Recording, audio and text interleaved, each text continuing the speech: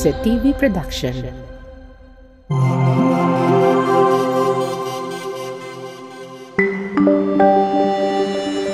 Your only island TV channel.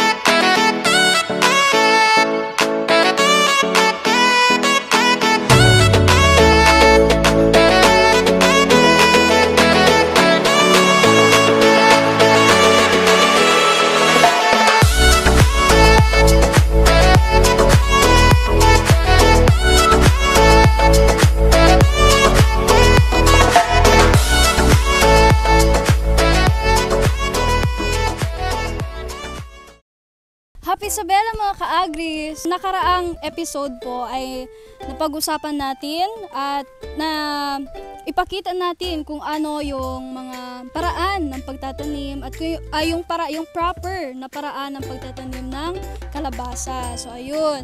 Again, all crops or different crops requires different requirements. So ayun. So ngayon naman is ano yung pag-uusapan natin, Sir Sim? Ano yung bagong ipapakita natin sa ating mga ka-agri, Sir Sim? Ipakita natin ngayon ang paano ang proseso sa paggamit ng plastic mulching doon sa ating mga plat. So ayun, Sir Sim, matanong ko kayo, no, Sir Sim, ano yung concept ng plastic mulching? Ang concept diyan sa plastic mulching, may mga advantages siya. Isa diyan ang maintains soil moisture and less weeding or control weeds and control soil erosion and at the same time repellent control pests and diseases. So ayun, wow, 4 points from Sir Sim. So Sir Sim, no, ano yung pwede nating i-substitute na sa plastic mulching, Sir Sim, if yung magsasaka natin o yung pangkaraniwang magsasaka natin ay hindi kayang makabili ng plastic mulching? Pwede tayong gagamit ng cellophane, yung transparent cellophane, at saka yung mga junk or tinapon na mga sako. So ayun mga ka-agri, pwede pala, no? So yung etong plastic mulching ay substitute sa mga synthetic pesticides. Substitute. Opo. So makakatipid na talaga ang ating mga farmers with regards to using plastic mulching or yung mga pwedeng alternative for plastic mulching. So ayun mga ka-agri, pupunta na po tayo sa ating plot area kasi ready na ang ating mga kasama doon. So ayan mga ka-agri, andito na po kami sa area kung saan magpla-plastic mulching kami. At syempre, sino mga kasama natin, Sir Sim? Kasi syempre mga ka-agri, hindi namin kaya ito kapag kami lang dalawa ni Sir Sim. Ito po ang mga farmer natin dito sa extension, sa agriculture. So nandito po sila. Ay, kung wala, hindi kaya namin dalawa magawa ng plastic mulching.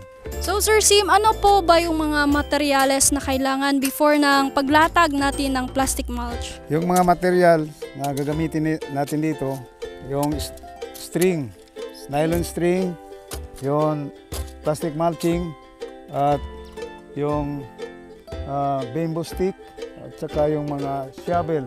Sir Sim, ano po ba yung land size or plot size ng ating plastic mulching para sa araw na ito? Ang standard sa paggawa ng plastic mulching, 1 meter by 10 meters in length. Yung 1 meter ang width niya, yung lapad. Sir Sim, magkano po ba yung plastic mulching? Ano po ba yan siya? Nakatupi, nakaroll? Paano po ba yung plastic mulching na nabibili natin sa market? Nakaroll yan, unang-una, that is 2,000 plus. Ngayon, 3,000 plus na ang presyo niya. So, doon ito natin mabili sa Evergreen sa Enterprises, Zamboanga City. Wala po ba ditong available na plastic mulch sa market natin, sir? Wala dito sa Isabela, pati sa Labitan City. Nandyan lang sa Zamboanga City. Meron po bang programa ang City Agriculture kung saan namimigay po kayo ng plastic mulch, sir? Mayroong programa.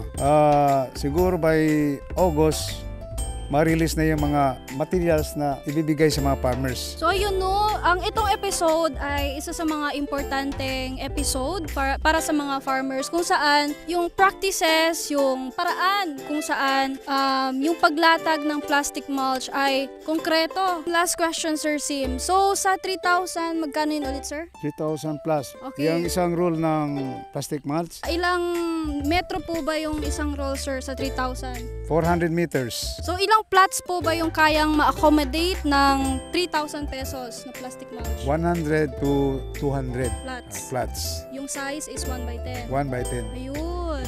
100 to 200 plots. Ayun.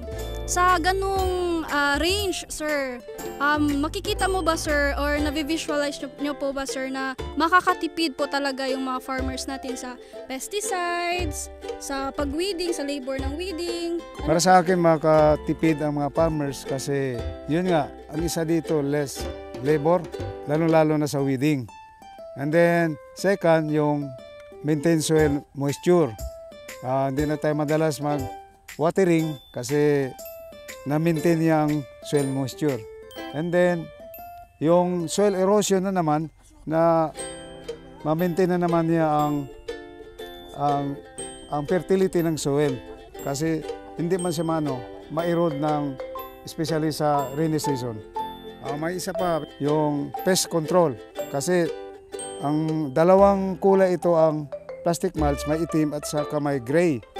So, ang gray sa taas yan, yung itim sa ilalim. Okay. May pakita po natin mamaya yung plastic mulching, mga ka-agri, kung ano po yung side na nasa taas ng plat at yung side kung saan nasa ilalim yung kino-cover natin. Ayun. So, sana po tayo, Sir Sim. Nandito na, ginagawa na nila ang plat na 1 meter by 10 meters. So, Sir Sim, ano po ba yung ginawa para ma-establish yung ating plat?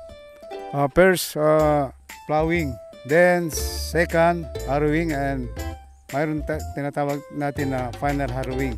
So, fourth, nag-establish tayo ng plat para ilalatag natin ng plastic mulching. So, before that, i-pulverize muna natin ang plat para maganda na namang lalabas ang tanim natin. So, ayun po mga ka-agri. Ano na yung susunod na gagawin natin, Sir? Ang susunod gagawin natin, so ilalatag na natin ang plastic mulching. So nandito po ang plastic mulch natin.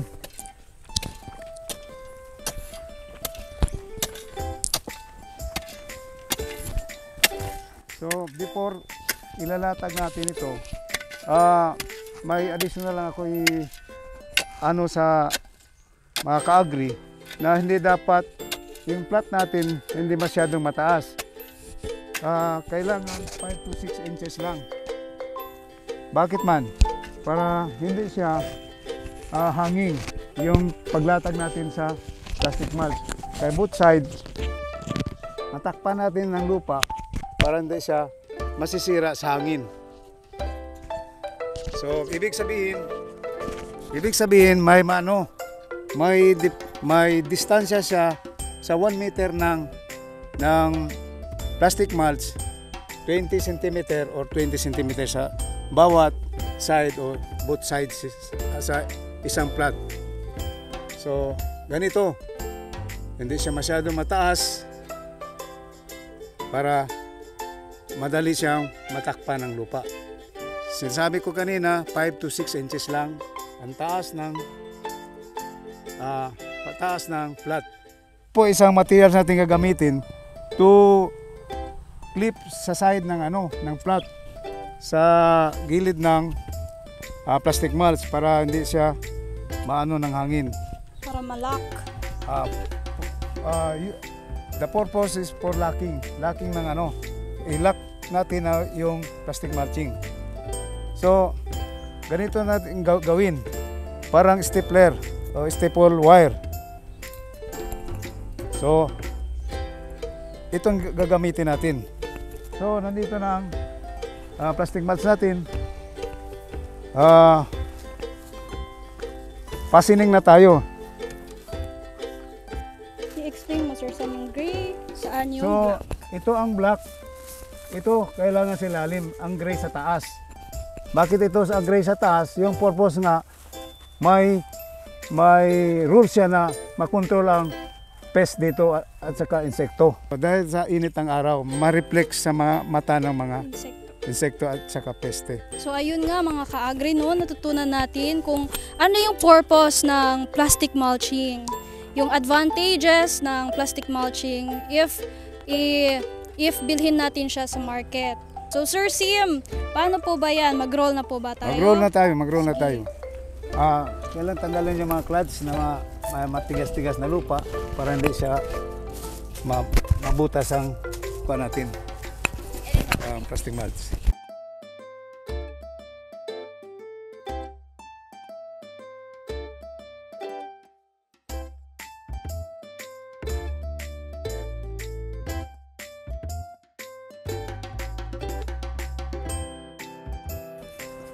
So bakit natin lalagyan ng lupa? Para pasining siya na hindi siya masisira sa hangin banda dito. Kung malakas ang hangin, papasok dyan ng hangin, masisira ang plastic mulching natin. Lalo na kung malakas ang hangin. So second, yung soil erosion natin, di ba? Hindi siya ma-erode na kasi naka-close na ang natin dito, ang plastic mulch.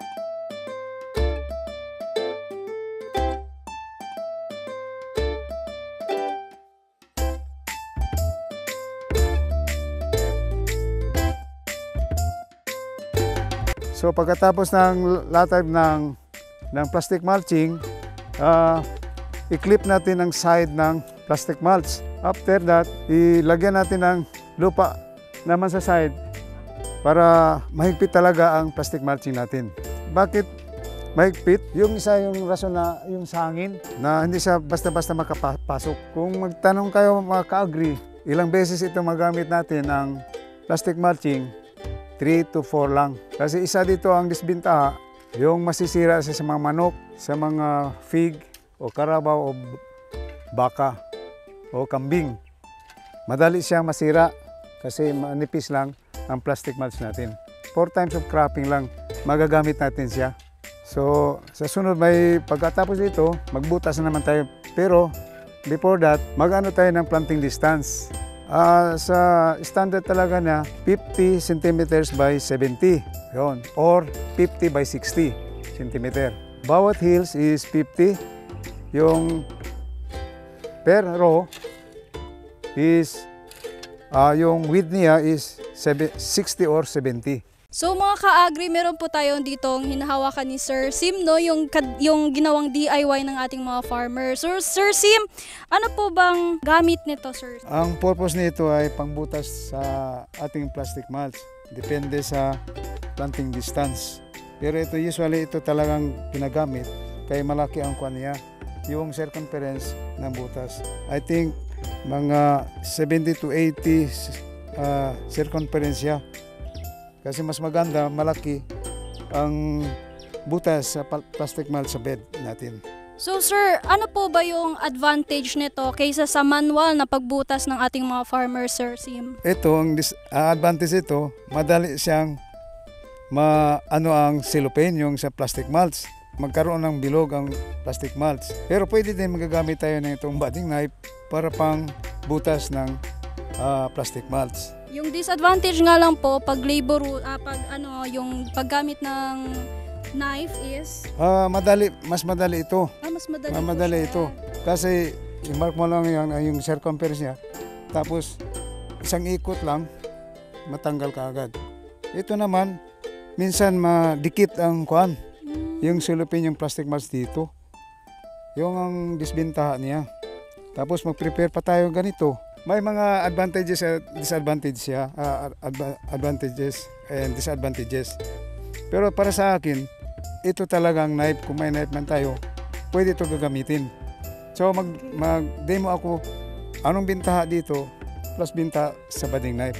Okay. Saan mas madali or magandang tingnan. Mag-demo na tayo na ready ng plot natin with plastic mulch na. So alin na po kayo mga ka-agri, punta na po tayo sa plot area. So ngayon, mag-layout na naman tayo para straight row ang tanim natin. Bawat plot, mayroon lang tayong dalawang row.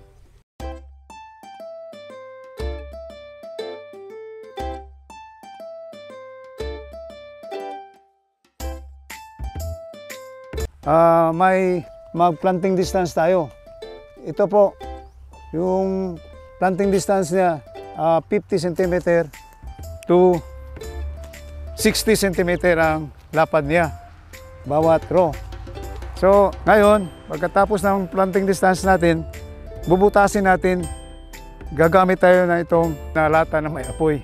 O, tingnan niyo mga ka-agri, ganito lang gawin natin ang pagbutas ng plastic mulch.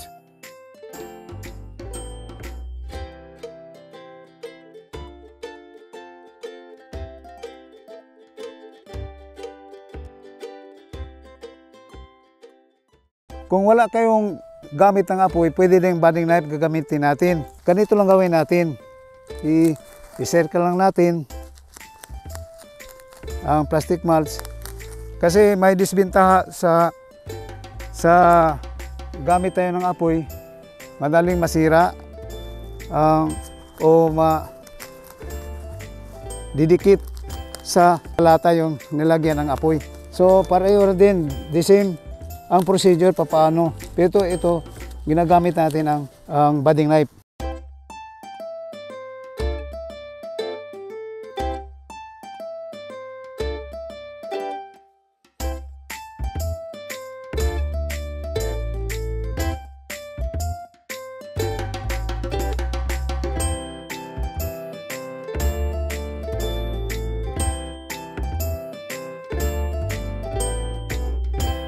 So ngayon, magtanim na tayo ng eggplant. Pero before magtanim tayo, i-distribute muna natin ang seedlings. So may hinahanda na kami ng seedlings na nandito sa seedling tray. Okay. So i-distribute muna natin para mas madali tayong magtanim.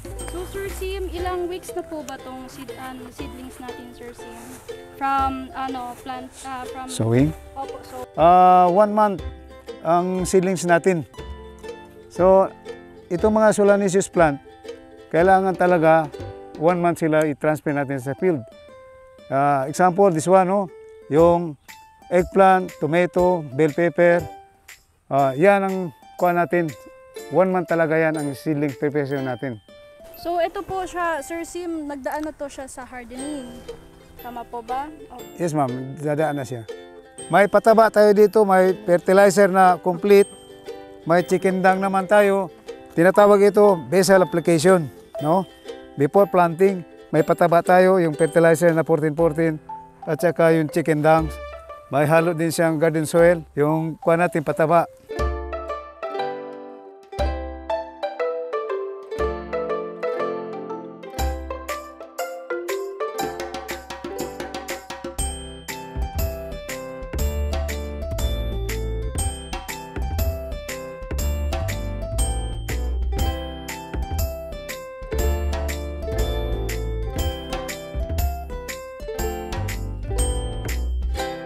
Huwag natin kalimutan na kailangan talaga ang pataba sa ating tanim. Yung kanina, nag-apply tayo ng counting fertilizer, 14-14 at saka chicken dung and garden soil. Oh, Sir Sim, bakit kailangan natin ng basal fertilizer, Sir Sim, before planting? Kasi po, ganito ang tanim natin, kailangan din sila ng vitamin o nutrients sa tanim natin. Tulad ng tao, kung walang vitamin, mahina din ang ang vegetation niya from seedlings to fruiting. So kailangan talaga may pataba. Okay mga ka-agri, kung nakikita nyo po ay nakatanim na ang ating mga talong. Tapos na po tayo from land preparation, sa paglatag ng ating mulching, yung mga disadvantages and advantages ng mulching, at the same time sa planting. So yun lang po mga ka-agri. So ayan po mga ka-agri, is after ng planting natin, kailangan natin diligan yung ating mga natanim.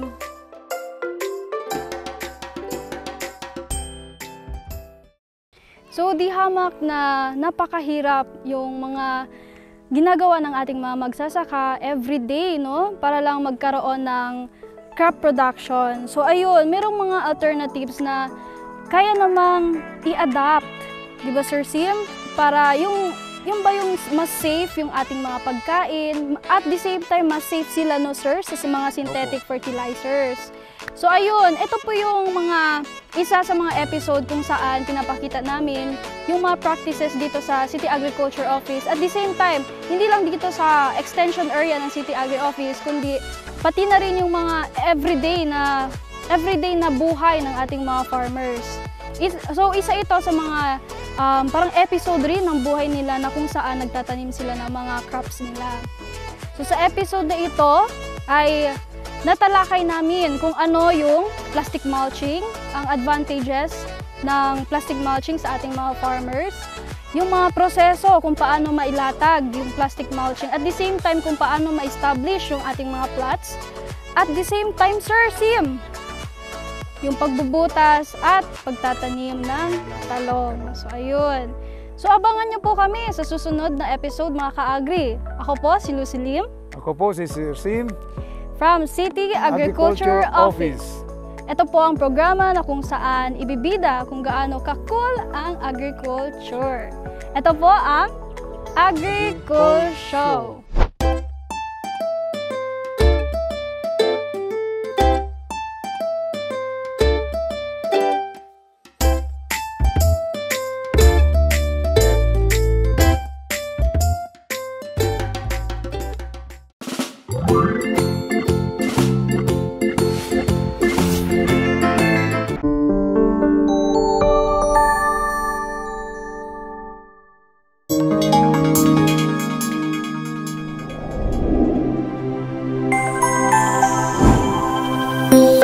Isa TV Production.